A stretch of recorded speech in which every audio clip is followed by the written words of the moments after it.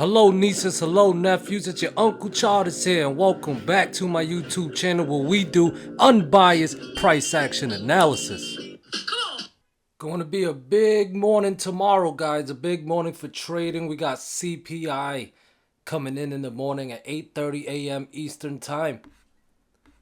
Expectation or the forecast is 4.1%. The last one was 4.3, so there's an expectation for it to decrease just a little bit. And if it does, we'll see.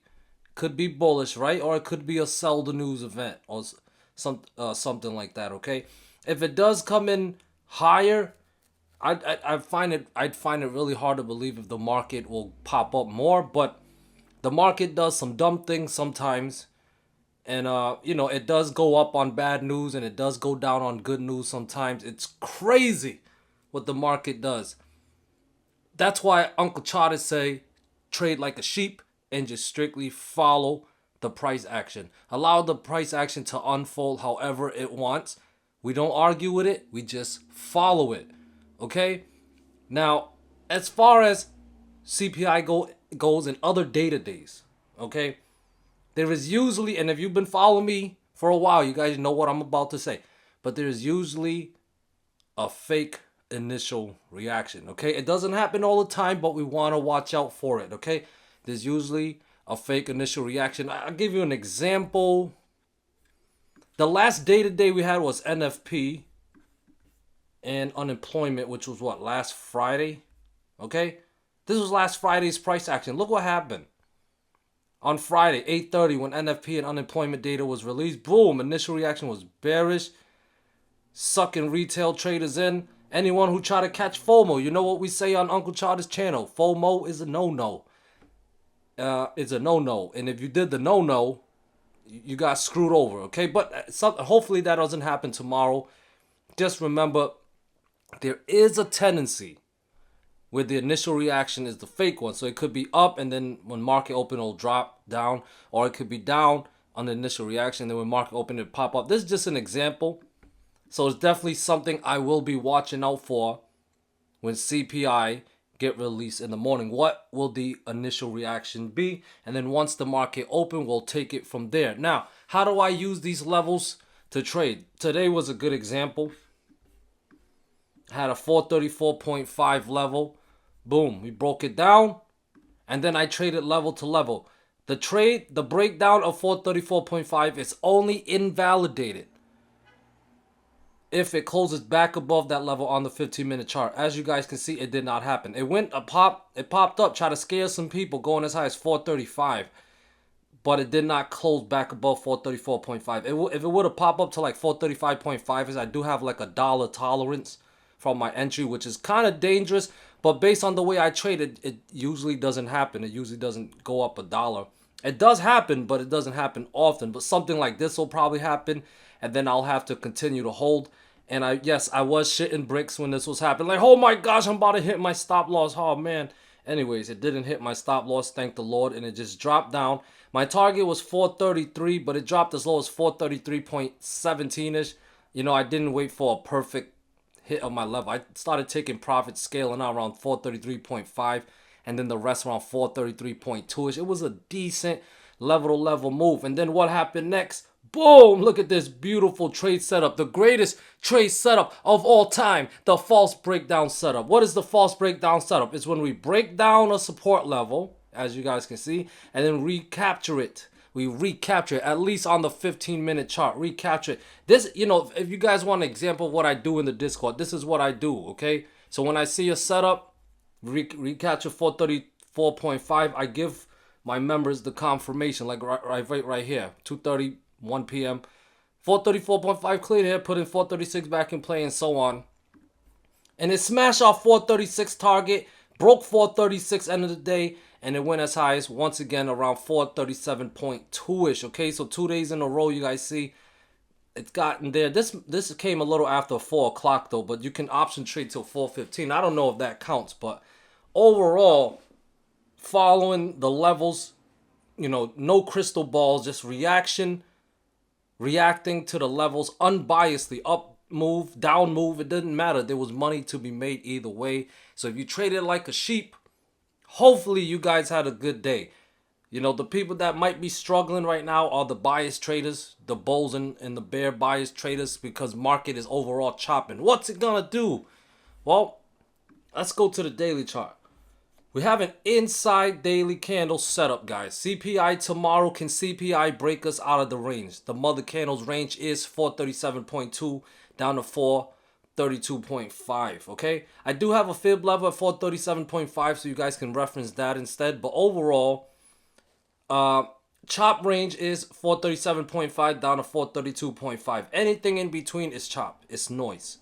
Okay, it can be tradable, which I'll talk about in a couple seconds, but if we're talking like the next directional move, like if you're a swing trader, you want to know the next directional move that's worth swinging, I would watch the break of that range. Above 437.5, I would be bullish, targeting the gap fill at 438.6 to 439 zone, and then 441, 443.3, and then 445.5 to the 446 zone above that. Okay, I'm gonna say it again, I would be bullish above 437.5. That's why I would look to long. Now, as far as being bearish, I would be bearish below the 432.5 to 433 zone. Okay, I got a support zone, a demand zone, a buy zone, whatever you want to call it, but it's a zone that must hold if you're a bull. But if it breaks down and then you're a bear, be happy, because that's what you want to see, and will likely drop down low to 431, 429.6, and 428. Below 428, bears take back control. Why? Because it broke back below my 1 year trend line. Okay, guys, bears take back control below 428. All right, but shorter term, watch that breakdown of 433 and 432.5 zone. That'll be bearish. Now, within this range, okay, 437.5 to 432.5 is a chop range. Within this range, I got 436 and 434.5. Okay, you can use those levels as reference. Okay, remember how I explained it with the 15-minute chart. Okay, we just look to short breakdowns of support, and we look to long breakouts of resistance. Okay, like today we broke down 434.5, played it level to level. Now, when we recaptured 434.5, the context is that it's a false breakdown setup, but because price was below it, that was resistance. So it's a breakout of resistance. We long breakouts of resistance. Does that make sense, guys? Okay, I'm just trying to simplify it for you guys, because trading is difficult and can be complicating. I'm just trying to simplify it for us so we can digest it. Okay, so that's the plan for SPY tomorrow. Hope that makes sense. Watch out, we got CPI. Gonna have some volatility. Okay, whatever happens, allow it to happen. Just follow the price action. Okay, triple Q, it recaptured my multi-month trend line. Okay, as long as above 370.5 is bullish. Need to stay above 371, and maybe we'll get that third touch of the blue trend line around 375. Above 375 is breakout mode, very bullish. Okay, now if price drops back below 369.5 and 367, guys, bearish. 370.5, 369, and 367, bearish. I'm gonna say that one more time: 370.5, 369, and 367, bearish. If those levels fail, or if it gap below those levels tomorrow. Okay, 365, 363, 361, 359, and so on will be back in play. Okay, so let's keep it simple. Above 370.5 bullish, below 370.5 bearish. IWM, chop day as well. If it wants some follow through, a directional move, it needs a close above 176.5 and clear 177.7.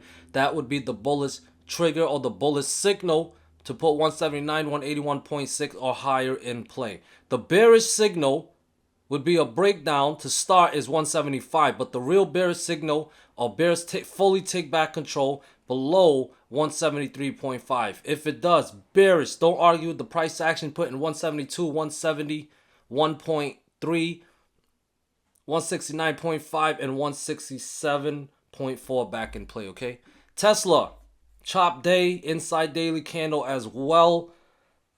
Strong resistance at that 269 level and 271-ish level. Okay, getting very close to testing my blue trend line. Okay, remember, above 270, 271 level, Tesla's in breakout mode. That'll be very bullish. I'm assuming, or I would favor 277 to be tested and higher, maybe up to 281 and so on. Okay, but overall bullish above 268 and 271 for tomorrow. Okay, to be bearish, I mean, you can see here we did technically close back below 263, but the close was 262.99. That's a very weak close, but I guess that's a close below. I mean, if it's below 263 tomorrow, or better yet, break down 261, I would look to short. That's bearish with 258, 256.5, and 255 and 253 back in play, okay? Hopefully with CPI, we'll get some less choppy action with Tesla.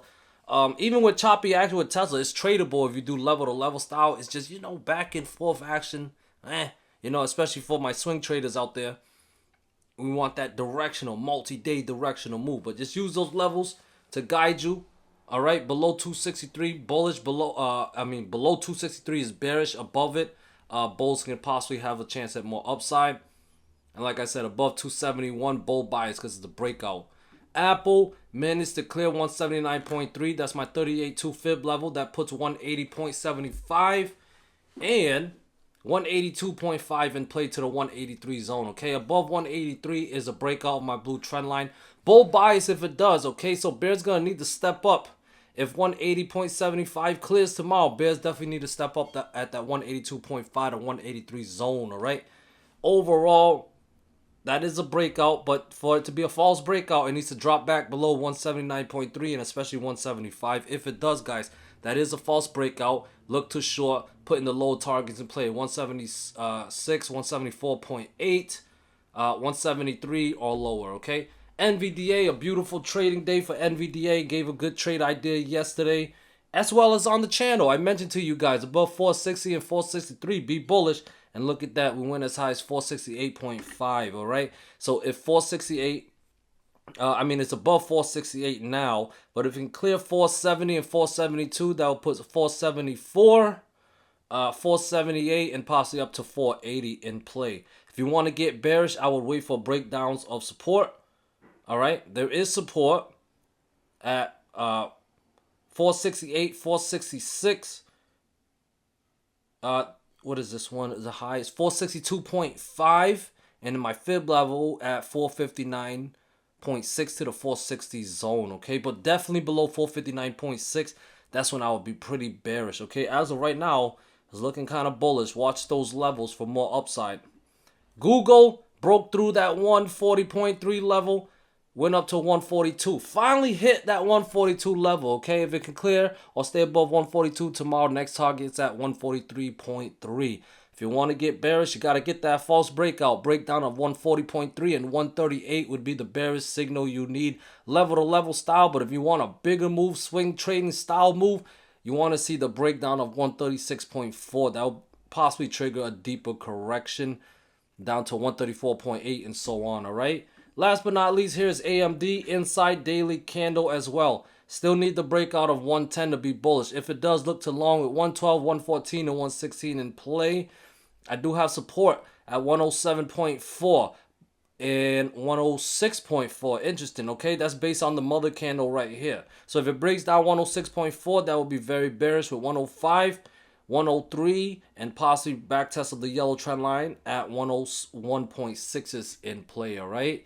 Now, let's end this with the dark pool and option flow. Once again, a lot of dark pool premiums coming in. This one was a little over 881 million coming in. Once again at that 434.44 level.